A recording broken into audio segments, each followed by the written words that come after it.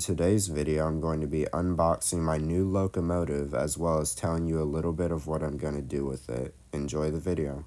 Alright, here is the package, which is a little bit earlier than expected. Its window was between May 16th and May 22nd, but it came today on May 15th, which is very good because eBay said that the seller would be away till May 13th, but I suppose he got home early because it got shipped the day before that. Alright, let's open it up.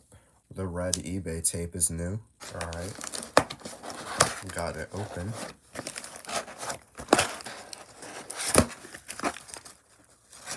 Oh look, it's a bunch of newspaper.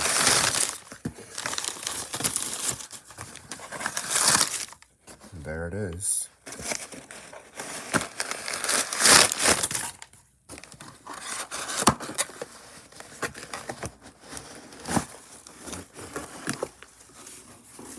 Once again, a smaller box than I thought, but it's fine. Proto 2000. I think that's the nicest box that I have yet. This is a USRA 080 inside here. And the box is slowly coming off. And here we go. Never mind. I keep forgetting there's a layer foam. Alright, here we go. Oh, wow. Now, why is the locomotive encased but the tender isn't? Oh, well. What's in here first? Some sort of piece. Not quite sure what that is. We'll find out in a second. But that looks really nice. Right there. Back up the camera a bit.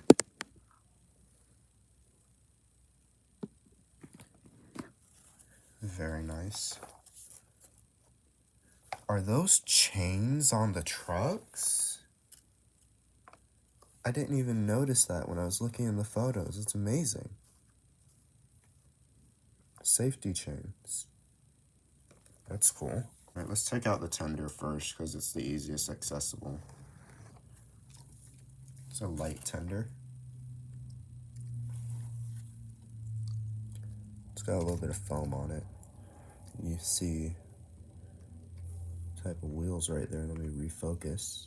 You can see that. You can see the chains I was just talking about right there. In real life, they were used to keep the trucks attached to the bottom of the tender. It's really cool. I didn't even expect that when I was getting it. I didn't see that in the photos. Some kind of interesting drawbar design I have not seen before. It's a coal tender. It's nice. I'm gonna put that to the side for right now. And now the locomotive. It's heavy. Or maybe it's just stuck in the box. No, it is heavy. There's a glow. You can see my lamp there. Let me aim this slightly over here. There you go. Look at that detail. Sometimes a part of me almost wants to like not take locomotives out of the box sometimes. The only thing I did see in the photos was there's a little bit of a gap right there where at the bottom of the smoke box, but it's fine. I'm sure it can be fixed. Just pressed in. Alright, let's open this up. Oh. Almost dropped it. Look at that. Tiny drivers. There's a large gap between the bottom of the drivers and the bottom of the boiler. But it's prototypical. These things were tall like that. Look at that detail. Black rods. I don't think I had that on any of my other locomotives yet. Firebox is a nice color. This is Boston Maine 620. There are a lot of little details on the model that I'm seeing now that I didn't see in the photos. One thing I did see though is that this model is my first one with Baker valve gear. It'd be neat to see running. Here's the other side. Alright. Now let's get these put on the track.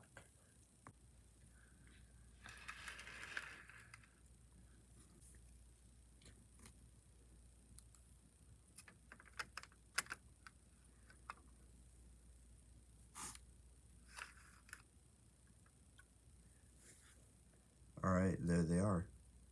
Alright, I've connected the drawbar between the locomotive and tender. It was kind of interesting. Instead of making it go through like a loop, it was just pressed together and it fit.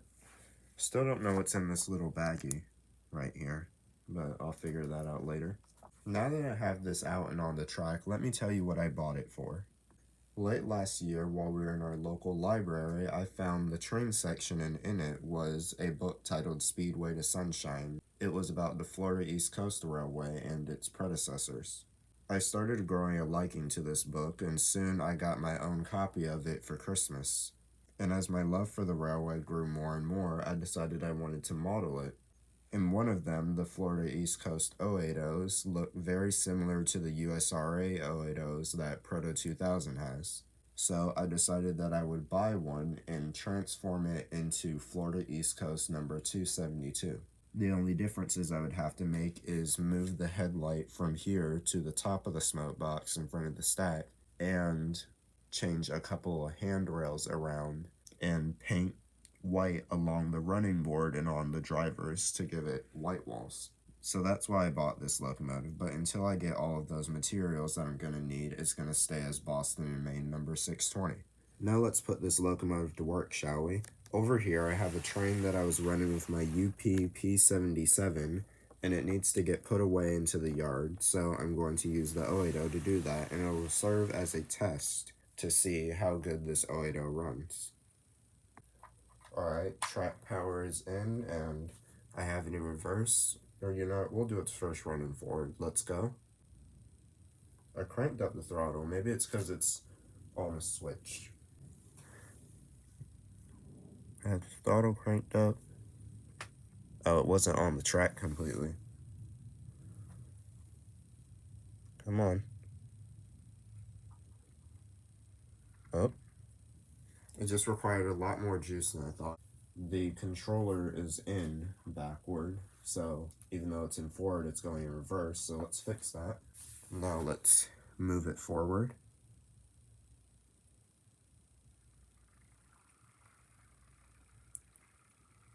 Seems to run pretty decent, but it took quite a bit of power to get it going. Now in reverse.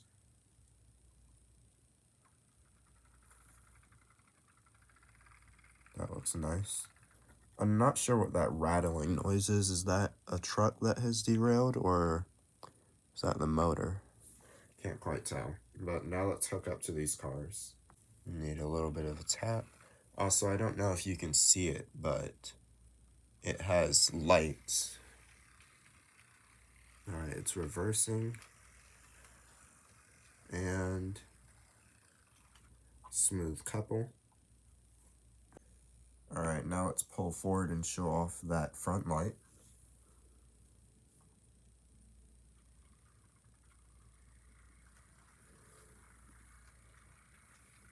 I'm sure you can see it right there. It's a little bit dim though.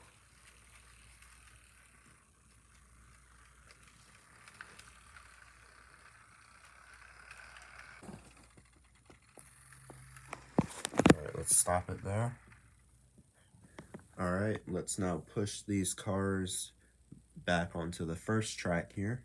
Something I like about this model is that the front headlight and the rear headlight aren't on at the same time, unlike my Bachmann locomotives, which is nice.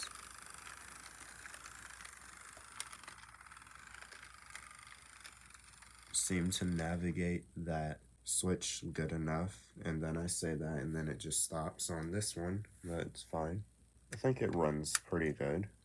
You can now really see that valve gear, and hopefully the light. You can't really see the light, but you can see the valve here a little bit. It seems to take most of my switches fine, although it probably didn't take that one fine, really, because my tracker needs to be cleaned. But I'll do that in a second. So, all in all, I'm pretty happy with how this turned out. Nice quick delivery. And pretty quality model for the price, which wasn't too bad. So all in all, I am happy with this order.